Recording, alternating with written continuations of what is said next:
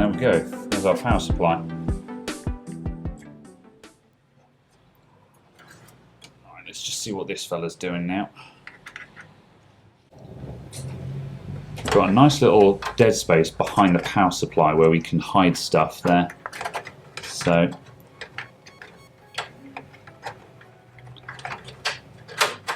we'll have to leave that floating for the time being. We'll tie it back when we're finished. So yeah, but the trouble is, because it's a flat cable, we can just keep squashing that. There's going to be oh yeah. Where's that going to go? That's going to be up here. Problems. So. Oh, that'll be all right. As long as we stay in the bottom half of the case, that will still clear. Cool. Right. Okay. Right. We can get started fitting more stuff now. So.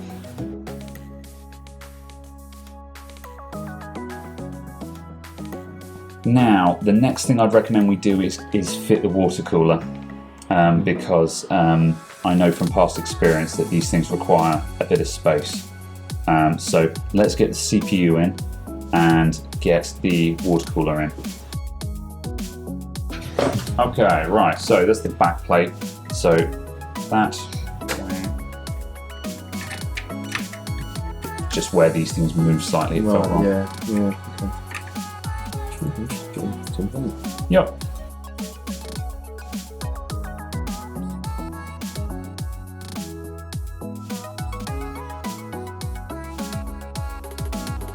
There we go. That little bit of looseness is normal. Just gives it a little bit of flexibility to move about as everything goes in.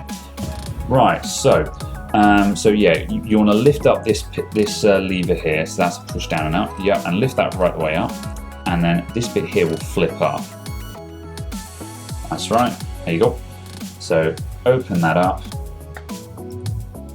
And yeah, there's an arrow in one corner, or a dot. There's the arrow. There we go. Yeah. Failing that, the other giveaway is you'll notice there's two notches there and there, and a notch there. Yeah. So that. Yeah. Okay. Just straight in like that. Oh yeah, that looks better. Yeah. Right. And now you just give that a slight wiggle, and you can just make sure that's seated nicely. And then you can just drop the lid over the top, or just lower it, and then fold it down, and just press it back in. That's it. Yep, one CPU. That's easy. So do you do that one first or this one first? Right, I would put the radiator in first. Yeah. Because we can. It's fairly safe just to have that sitting on the motherboard at the moment, within reason. So yeah. Right, I'll hold that up.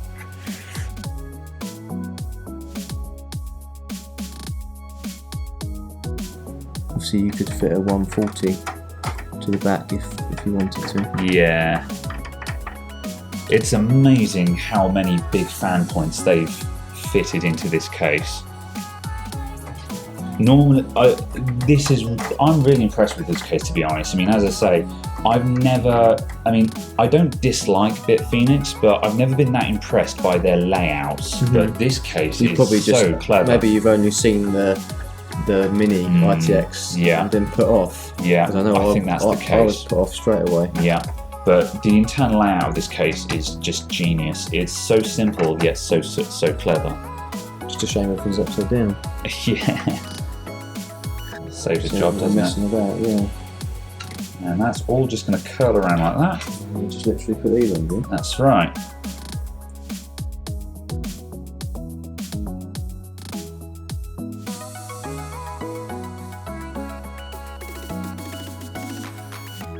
Blimey, with that other fan there, I'd never be able to get in. You can see why I wanted to get rid of the fan last time I was fitting one of these.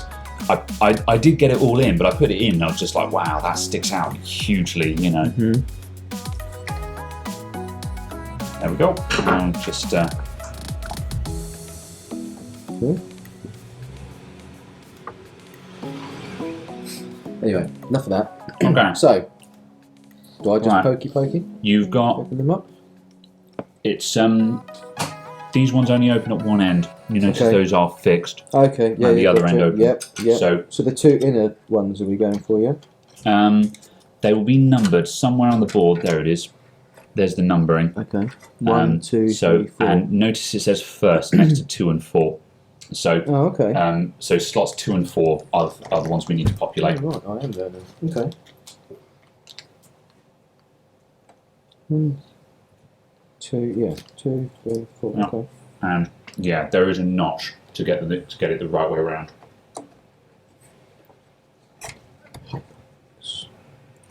Question: if I was installing, Yeah, the clips then. That was it. Yep. 16 gig of RAM. Would it be a benefit to have bought 2 8 gig, or to have 4 4s? Theoretically, 2 modules is better. Okay. However, the actual difference is negligible, and you'll never see it in real life performance. Okay.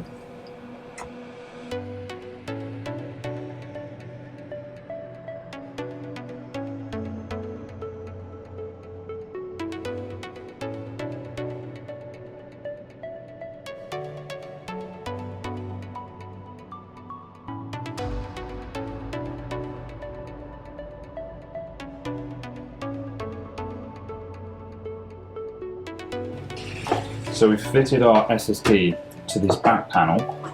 That's going to lay down like that.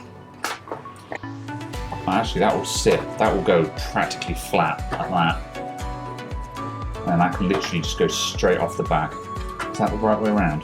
Oh, it is as well. So that will literally just go straight in there like that. Then might do. I think that will clear though, because once that's plugged in, That's going to be the yeah, I think it's going to be past that. It's going to be past the motherboard plate, so I think we'll be all right.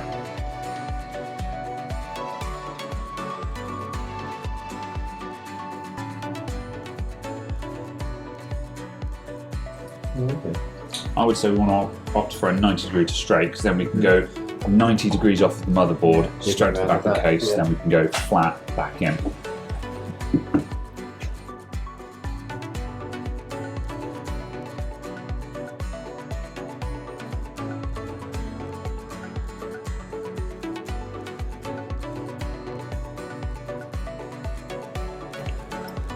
Yep, be vicious, those are blunt as hell.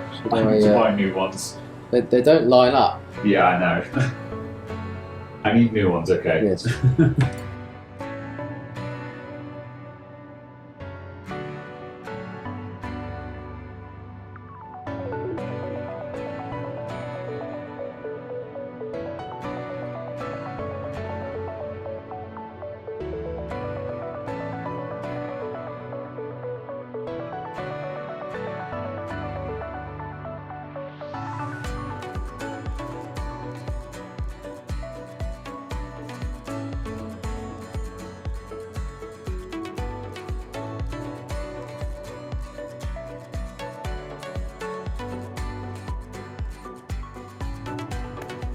Nice.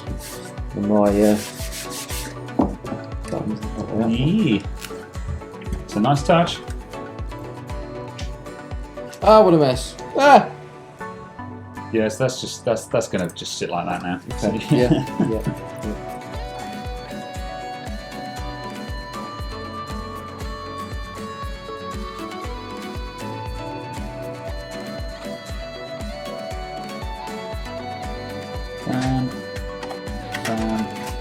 Okay, it's time to plan our fans. Okay, CPU fan 1, CPU fan 2. Right, so that is our water cooling pump and water cooling fan. Okay. Yep. Then, so that is that and that.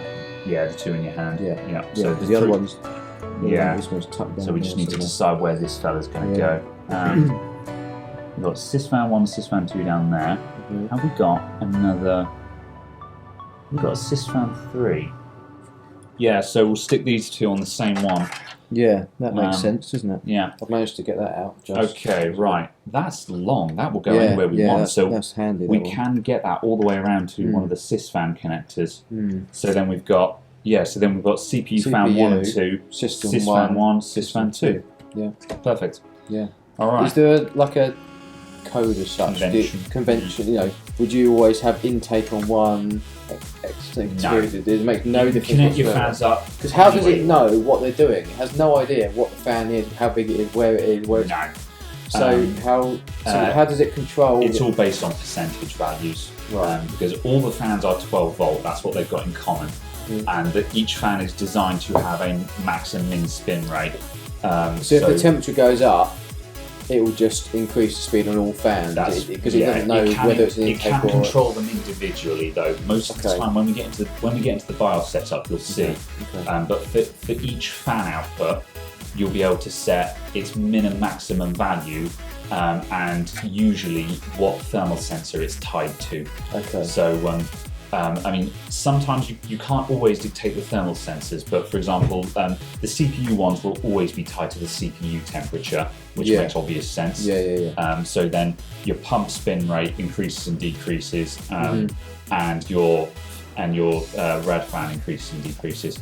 Then the system fans will probably be tied to one of the system fan temperature sensors, which will be somewhere on the motherboard, usually somewhere around the middle, just to get an ambient case temperature reading. Nice. And so, and then at that point, that makes absolute sense because it just means if the internal case temperature is cool, the fans are slow or even off. And then if the internal temperature is heating up, which it will do if there's no through flow, the fans will kick onto a high speed to get some cold air in. So typically though, your case fans are normally running on minimum all the time. It's very uncommon for them to need to spin up. That's good news. Very good news. Right, I'm going to take my jumper off again because these big sleeves are in the way. It's not a problem. I normally have in bigger cases, but because we've got two people working in a compact case, I'm like, my big jumper is. It didn't look compact, but now this is in, it looks compact. Yeah, you see what I mean? If you're working on ITX, you can see where it starts getting hectic. You can see why I said go mini ATX. So ITX size, how big would this motherboard be? Would it be kind of like to the bottom of the first PCI Express slot. Okay. So these big heat sinks here. What's underneath them? Is it just... MOSFETs. It's the voltage. It's the power supply to the CPU. Right. Okay. The CPU runs on down to. I should have bought a power supply that had red instead of green. Or Photoshop it in the pictures. So when you show it off, get a red Sharpie. I'll use one of the twist ties.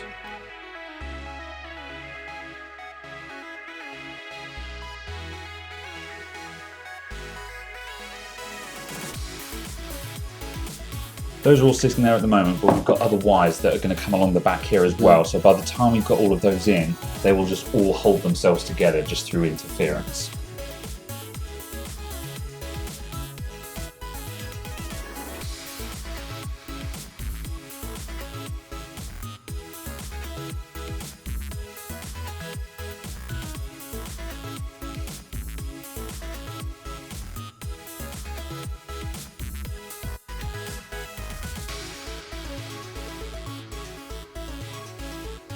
You can see how it starts coming together. You put in a load of new stuff and you get a huge jumble of cables and you're like, oh. Yeah, I know. But just patience and perseverance and it all disappears. Yeah, it's very important. Yeah, this will be the tricky bit. There's not going to be a whole amount we can do with this, but for me, the objective is always to get the centre of the case clear. If there's a window, it's going to be there. Yeah. Yeah, if I were to have a window in the case, bit here, it doesn't matter.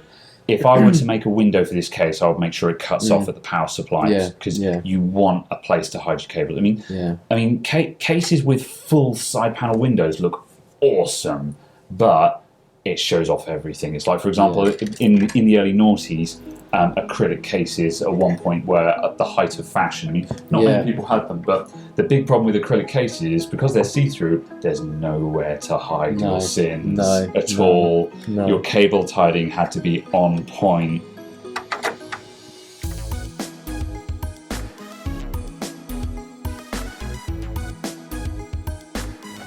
Transfer the slack back into the bundle, then what we can do, we can just tie that all up. I might just put that behind. Have we got enough space? Yeah, I'm going to put that behind the SATA lead again.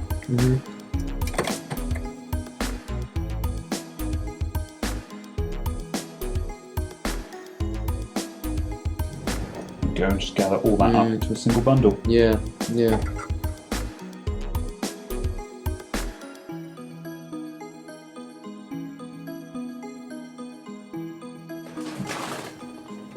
There we go.